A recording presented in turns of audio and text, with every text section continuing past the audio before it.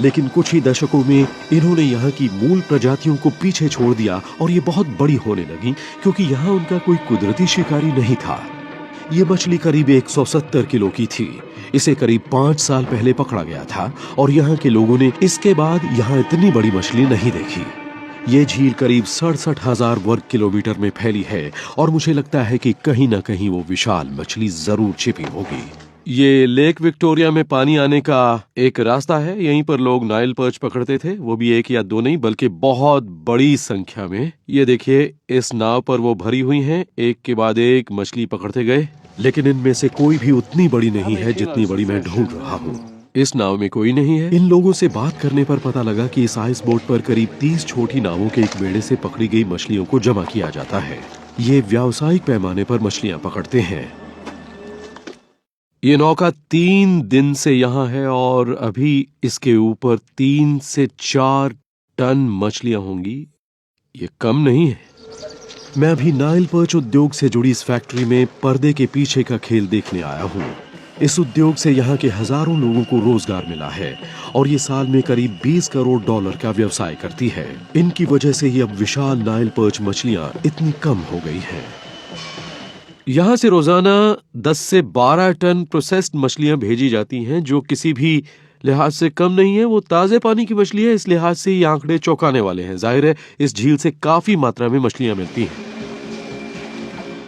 तो यहाँ बहुत बड़ी मात्रा में मछलियां मिलती हैं इस झील से।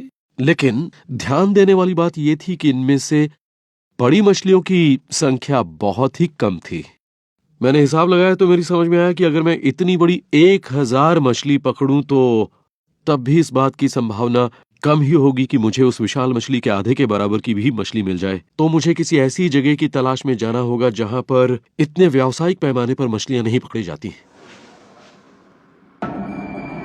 मैं अब रिफ्ट वैली में और आगे जा रहा हूँ, इथियोपिया तक, जहां मछली पकड़ना अभी उद्योग नहीं बना है। वहां तो आज भी मछलियां उसी तरह से पकड़ी जाती हैं जैसे सदियों पहले पकड़ी जाती थी। वहां तो नाइल पर्च पकड़ना हमेशा से बहुत बड़ी कामयाबी मानी जाती रही है। इथियोपिया की संस्कृति दुनिया की सबसे पुरानी और समृद्ध संस्कृतियों में से एक है।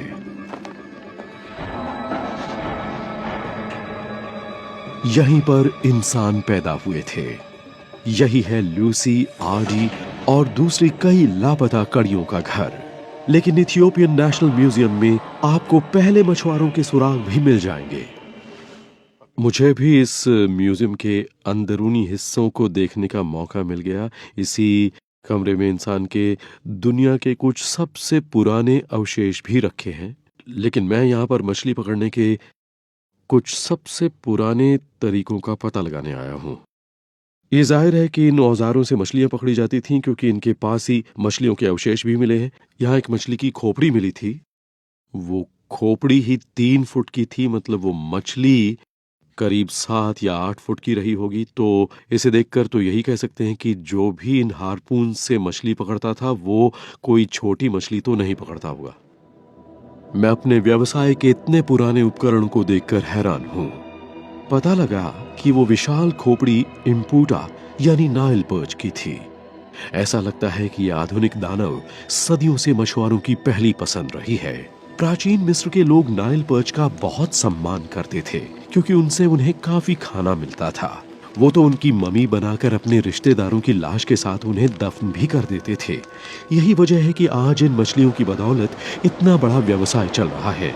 लेकिन उन्हें पकड़ने के लिए मुझे कुछ ऐसी खतरनाक जगहों पर जाना होगा जहां जाने की हिम्मत स्थानीय मछुआरे नहीं जुटा पाते। हो सकता है कि वहां मुझे एक विशाल मछली मिल जाए।